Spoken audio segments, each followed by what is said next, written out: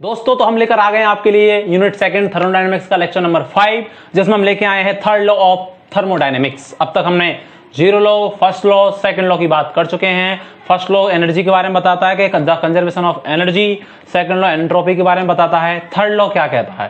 Third law ये कहता है कि कोई भी जो एक क्रिस्टलाइन सॉलिड है, जो मतलब परफेक्ट सॉलिड है, वो 0 केल्विन ताप पर उसकी एंट्रोपी का मान क्या होता है? शून्य होता है। वैसे भी हम बता सकते हैं थर्ड लॉ क्या कहता है, हम भी कह सकते हैं। हमको पता है अगर कोई क्रिस्टलाइन और परफेक्ट उसमें पैकिंग है और 0 केल्विन टेम्परेचर है, तो वो परफेक्ट उसमें जो मॉलिक्यूल्स की जो डिस्ट्रीब्यूशन, जो उसका बनावट तरीका होगा, वो एकदम फिक्स होगा, तो कोई रैंडमनेस नहीं होगी, तो एंट्रोपी का मान क्या होगा? 0 होगा। वही थर्ड लॉ कहता है जैसे जैसे टेम्परेचर बढ़ाया जाता है, एंट्रोपी का मान क्या हो जाता है? बढ़ जाता है, क्योंकि जब टेम्परेचर बढ़ाया जाता है तो मॉलिक्यूल्स की काइनेटिक एनर्जी बढ़ जाती है, तो वो वाइब्रेशन करने लगते हैं, तो अव्यवस्था क्या हो जाती है? बढ़ जाती है, तो एंट्रोपी भी क्या हो जाती है? बढ़ जाती है। इट मींस कोई भी परफेक्ट क्रिस्टलाइन सॉलिड है, उसकी 0 केल्विन पर एंट्रोपी का मान कैसा होता है? 0 होता है। यही कह रहा है। इस नियम के अनुसार परम शून्य ताप 0 केल्विन पर किसी शुद्ध क्रिस्टलीय ठोस पदार्थ की एंट्रोपी का मान क्या होता है? शून्य होता है। जैसे हम इसको कैसे बताएंगे, अगर वाली एग्जाम में आया तो कैसे इसको रिप्रेजेंट करेंगे, इसका मैथमेटिकल फॉर्मूला क्या है, कैसे है, वो देखें। बिल्कुल हम आपको लोगों के लिए सिंपल करके लाए हैं। चीजें वही होती हैं, लेकिन जो सिंपल हमारे दिमाग में बैठे एग्जाम के पॉइंट ऑफ व्यू से, वो परफेक्ट है। एग्जामिनर जब चेक करे तो उसको लगे कि कुछ लिखा है, ये नहीं रटापटा वैसे ही चेप दिया। 0 केल्विन पर एंट्रोपी का मान क्या होता है? 0 होता है। जैसे जैसे टेम्परेचर को 0 केल्विन से बढ़ाया जाता है, एंट्रोपी का मान भी क्या हो जाता है? बढ़ जाता है। आपसे कोई पूछे ये कैसे हुआ? टेम्परेचर बढ़ेगा तो मॉलिक्यूल्स की काइनेटिक एनर्जी बढ़ेगी, तो उनमें वाइब्रेशन होगा, तो रैंडमनेस बढ़ेगी, तो एंट्रोपी बढ़ेगी। ठीक है। मैथमेटिकल फॉर्मूला क्या है? किसी सॉलिड को 0 केल्विन से T केल्विन टेम्परेचर तक क्या कर रहे हैं? कांस्टेंट प्रेशर पे गर्म कर रहे हैं। ठीक है। प्रेशर को कांस्टेंट रखा हुआ है और टेम्परेचर को बढ़ा रहे हैं। ठीक है। सॉलिड से कहां जा रहा है? सॉलिड में 0 से कुछ टेम्परेचर के लिए कर रहे हैं, तो सॉलिड में अव्यवस्था भी डालना है, वैसे लिक्विड में चेंज हो गया। थोड़ा बहुत टेम्परेचर बढ़ाएंगे तो सॉलिड रहेगा, लेकिन रैंडमनेस बढ़ जाएगी। इसका क्या है? टेम्परेचर 0 केल्विन और प्रेशर क्या था? P। इस तरफ गया तब भी प्रेशर क्या रहा? P, क्योंकि P कांस्टेंट है। टेम्परेचर किसमें चेंज हो गया? 0 केल्विन से T केल्विन, कोई भी हो सकता है, 10 डिग्री 15 डिग्री, अपन ओवरऑल ले रहे हैं। तो एंट्रोपी चेंज कैसे निकालते हैं? ds बराबर dq/t, हम पहले ही जानते हैं, हमने पढ़ा था। स्थिर दाब पर ऊष्माधारिता dq किसके बराबर होती है? Cp के बराबर पढ़ा था ना। Cp बराबर dq/dt। स्थिर दाब पर ऊष्माधारिता Cp के बराबर होती है। तो dq की जगह, अगर मैं यहाँ dq की जगह क्या लिख सकता हूँ? Cp/dt। अरे dt को ले जाऊँ, ये कैसे है? dq/t, dq/dt ऊष्माधारिता होती है स्थिर दाब पे, जैसे Cv होती है स्थिर आयतन पर ऊष्माधारिता। तो स्थिर दाब पर ऊष्माधारिता किसके बराबर होती है? Cp के बराबर। स्थिर दाब हमने दिया हुआ है कांस्टेंट प्रेशर, तो dq/Cp बराबर क्या होता है? dq/dt। तो जो dq/t आया है एंट्रोपी में, उसकी जगह मैं dq की जगह क्या लिखता हूँ? Cp/dt। तो ये इससे ये फॉर्मूला बन जाएगा Cp/dt, और एक t नीचे लग रहा है, Cp/dt.dt। ये क्वेश्चन नंबर फर्स्ट दे दिया इसको। यदि टेम्परेचर को 0 केल्विन से T केल्विन तक हम चेंज करें, तो टोटल एंट्रोपी चेंज निकालने के लिए, किसी का टोटल अगर स्टेप में एंट्रोपी चेंज हो रहा है, तो उसका टोटल एंट्रोपी चेंज निकालने के लिए उसका क्या कर देते हैं? इंटीग्रल कर देते हैं। क्या कर देते हैं? समाकलन कर देते हैं। ठीक है। समाकलन करेंगे तो माना यहाँ एंट्रोपी 0 थी, 0 केल्विन पर फिर कितनी हो गई? S से प्रेजेंट करते हैं। Cp/dt/T, टेम्परेचर 0 था, टेम्परेचर कितना चेंज हो गया? T डिग्री, मतलब यहाँ तो 0 केल्विन था और यहाँ कितना हो गया? T kelvin. जब इसको सॉल्व करेंगे तो ये क्या आएगा? ये तो T टेम्परेचर पे, तो इसको ST लगा देता हूं, और 0 केल्विन पर कितना है? S0। ठीक है। क्या लिख सकते हैं?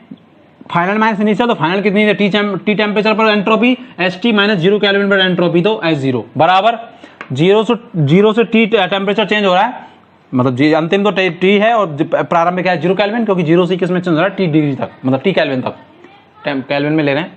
Cp/T dt, इसको आप जब सॉल्व ये करेंगे तो यही आएगा। Cp/dt आएगा कि नहीं आएगा?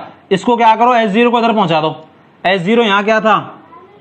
नेगेटिव में, तो इधर किस में हो जाएगा? पॉजिटिव में हो जाएगा। S0 का मतलब है 0 केल्विन पर क्या एंट्रोपी का मान क्या था? S0 मतलब कुछ है नहीं, और T टेम्परेचर पर एंट्रोपी का मान क्या है? ST है, हमने लिख भी रखा है। S0 एंट्रोपी परम शून्य ताप पर है। इक्वेशन 2 में Cp/T का मान हमेशा कैसा होगा? धनात्मक, क्योंकि कैसा साइन आ रहा है? पॉजिटिव आ रहा है, तो पॉजिटिव वैल्यू ही होगी इसकी।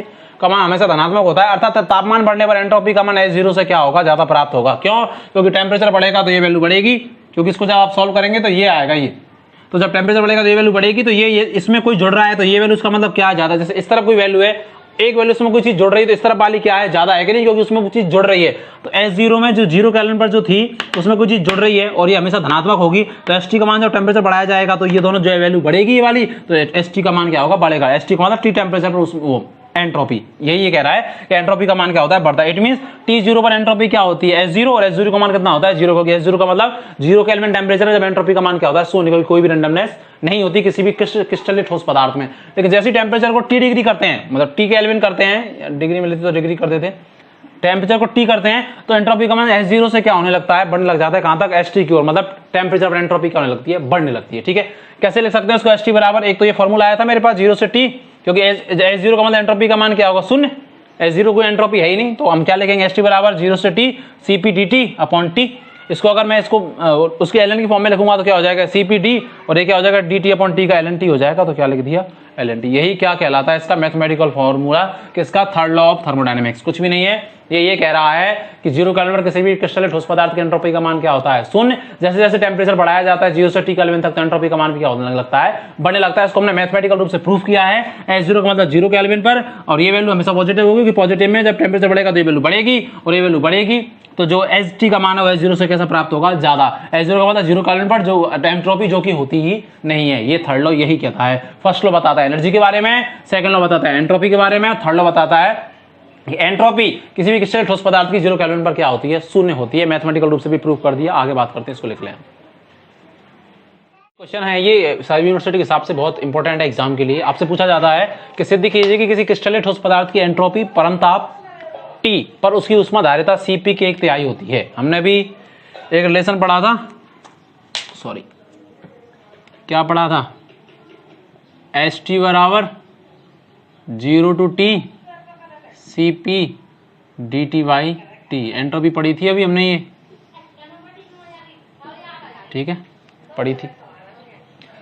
एक साइंटिस्ट हुए थे डिवाई, इसको प्रूफ करना है अपन को कि 1/3 कैसे होती है Cp की उष्माधारिता के, ये ST मतलब T टेम्परेचर पर जो ये एंट्रोपी आती है, ये रिलेशन आया था हमारा, तो ये कैसे होती है। डिवाई ने एक लॉ दिया था T³ लॉ,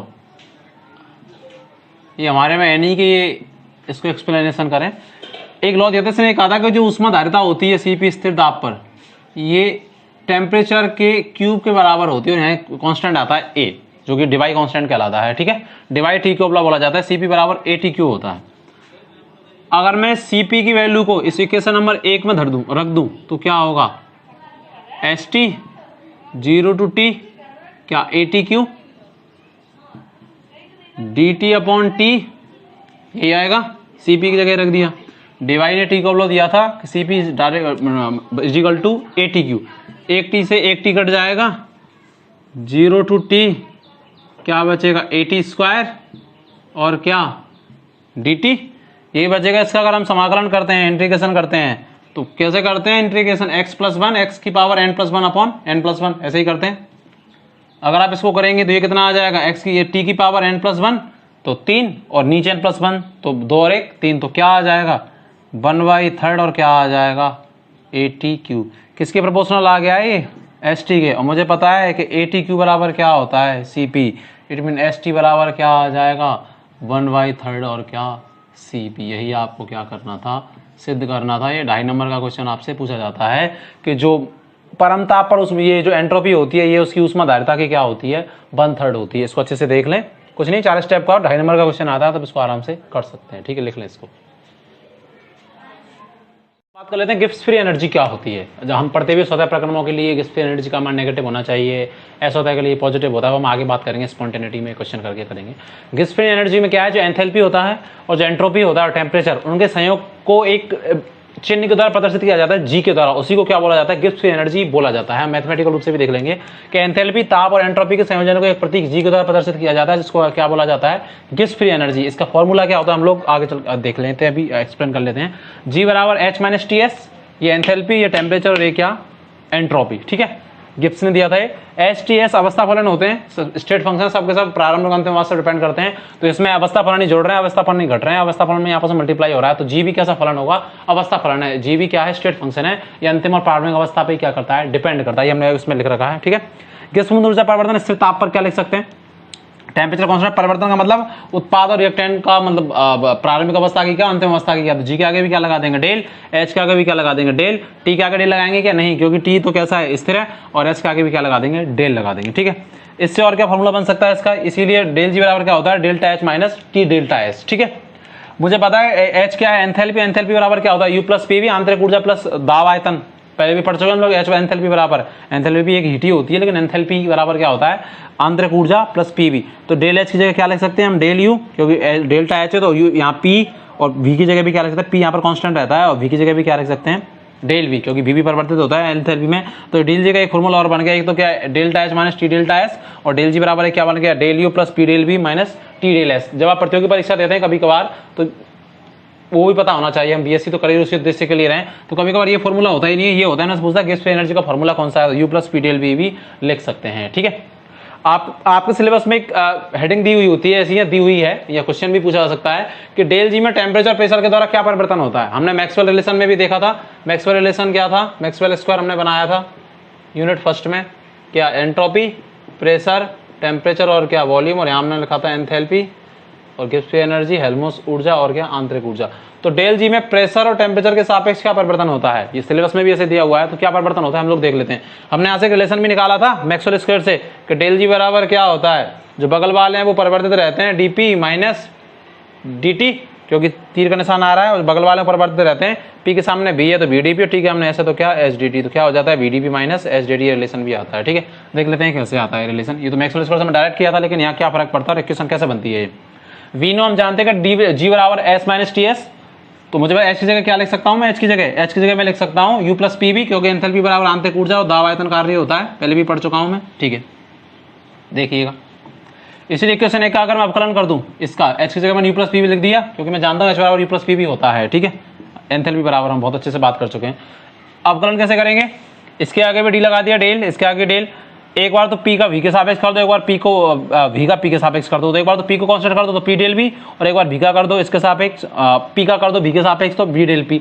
इसी प्रकार माइनस टी का कर दो एस के सापेक्ष एस कांस्टेंट, और टी का तो एच डी टी, और एक बार क्या कर दो टी का कर दो तो क्या हो जाएगा टी डी एस। तो एक तो माइनस टी डी एस और माइनस एच डी टी, क्योंकि माइनस का चिन्ह लगा दोनों के साथ। एक को कांस्टेंट एक का कर दो, एक के साथ डी लगा दो, एक का कांस्टेंट फिर एक को कर दो, ऐसी इसमें और ऐसी इसमें।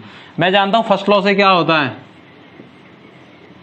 D U plus P del V Q reversible बराबर, अरे यही होता है u प्लस डब्ल्यू, तो w बराबर P del B, Q reversible q बराबर यही आता है q बराबर। मुझे पता है एंट्रोपी बराबर भी क्या होता है, अरे प्रथम नियम क्या कहता है, आंतरिक ऊर्जा और आयत किया गया कार्य ऊष्मा के बराबर तो होता है q बराबर u प्लस डब्ल्यू, और w की जगह क्या लिख सकते हैं पी डेल वी वी लिख सकते हैं। ठीक है, एंट्रोपी बराबर क्या होता है क्यू रिवर्सिबल अपॉन टी, क्योंकि यहाँ किया गया कार्य अधिकतम होता है ना क्यू रिवर्सिबल में, इसलिए इसको क्यू रिवर्सिबल लिख रहे हैं। ठीक है, यहाँ पे ds क्या होती है एंट्रोपी बराबर क्या होता है क्यू रिवर्सिबल अपॉन टी, तो यहाँ से क्यू रिवर्सिबल बराबर क्या लिख सकते हैं टीडीएस, क्यू रिवर्सिबल बराबर क्या लिख सकते हैं टीडीएस। तो अगर क्यू रिवर्सिबल की जगह मैं लिख दूं टीडीएस तो ये क्या बन जाएगा टीडीएस बराबर del U plus P del V, अरे क्यू रिवर्सिबल बराबर D U plus P del V, first नियम से first law of thermodynamics. Entropy बराबर क्यू रिवर्सिबल अपॉन टी। ठीक है, यहाँ से क्यू रिवर्सिबल बराबर क्या आ जाएगा टीडीएस, पहले भी बात कर चुके हैं और भी हमने पिछली क्लासों में भी, क्यू रिवर्सिबल बराबर टीडीएस, तो यहाँ क्यू रिवर्सिबल की जगह क्या लिख सकते हैं टीडीएस लिख सकते हैं, लिख सकते हैं यहाँ पे, तो टीडीएस बराबर क्या हो जाएगा D U plus P del V. यहाँ के टीडीएस आ रहा है क्या टी डेल्टा एस, ये आ रहा है कि नहीं आ रहा, इसकी जगह क्या लिख सकता हूँ मैं D U plus P del V लिख दो, ये same D U P del V del P, और टीडीएस की जगह क्या लिख दो डी यू, ये भी माइनस होगा क्योंकि इसके साथ माइनस का चिन्ह है, और पी डेल वी भी क्या होगा माइनस हो जाएगा। कुछ कट रहा है क्या, कट रहा है देखो पी डेल वी से पी डेल वी कट रहा है और डी यू से डी यू कट रहा है, क्या इक्वेशन बच गई VDP माइनस HDT। और हम इसी इक्वेशन को हम क्या बोल रहे हैं, जो इसमें गिब्स ऊर्जा में जो चेंज हो रहा है टेम्परेचर प्रेशर के सापेक्ष वो क्या होता है VDP माइनस HDT। आपसे पूछा भी जा सकता है, इसको हमने डायरेक्ट निकालने का तरीका बताया था, मैक्सवेल रिलेशन होता है एक्चुअल में आंतरिक ऊर्जा, ये जो गिब्स फ्री एनर्जी है और ये आयतन इसका प्रेशर का और टेम्परेचर का इस पे क्या फर्क पड़ता है, मैक्सवेल रिलेशन से भी हमने निकाला था। यहाँ पर क्या लिया था प्रेशर, यहाँ पर लिया था टेम्परेचर, वॉल्यूम, यहाँ पर एंथैल्पी, यहाँ पर जी, यहाँ पर ए और यहाँ पर क्यू। जी बराबर क्या लिख सकते थे VDP माइनस HDT, बगल वाले परिवर्तित रहते हैं और आगे वाले क्या रहते हैं सामने वाले कांस्टेंट, तो यही आता है VDP माइनस HDT। मैं इसका मतलब ये समझ सकते हैं कि मैक्सवेल रिलेशन अपने आप में एक बिल्कुल सही रिलेशन होता है, मैक्सवेल स्क्वायर बिल्कुल सही जानकारी देता है, इससे हमने ये इसके बारे में जानकारी कर लिया, अब इसको लिख लें, फिर हम आगे बात करते हैं हेल्महोल्ट्ज ऊर्जा के बारे में। दोस्तों हम देख लेते हैं हेल्महोल्ट्ज ऊर्जा क्या होती है। हेल्महोल्ट्ज एनर्जी जिसको वर्क फंक्शन भी बोला जाता है फिजिक्स में, जिसको कार्यफलन भी बोलते हैं।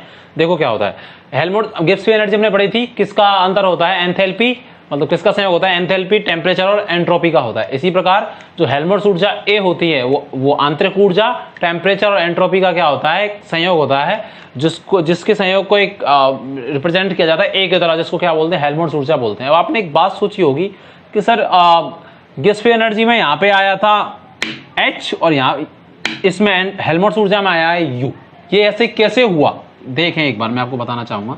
हमने मैक्सवेल रिलेशन पढ़े थे, मैक्सवेल ने जो रिलेशन दिए थे, मैक्सवेल स्क्वायर आपको याद होना चाहिए, मैं जहाँ तक चाहता हूँ, क्योंकि आप पहले लेक्चर अच्छे से देखें एक बार।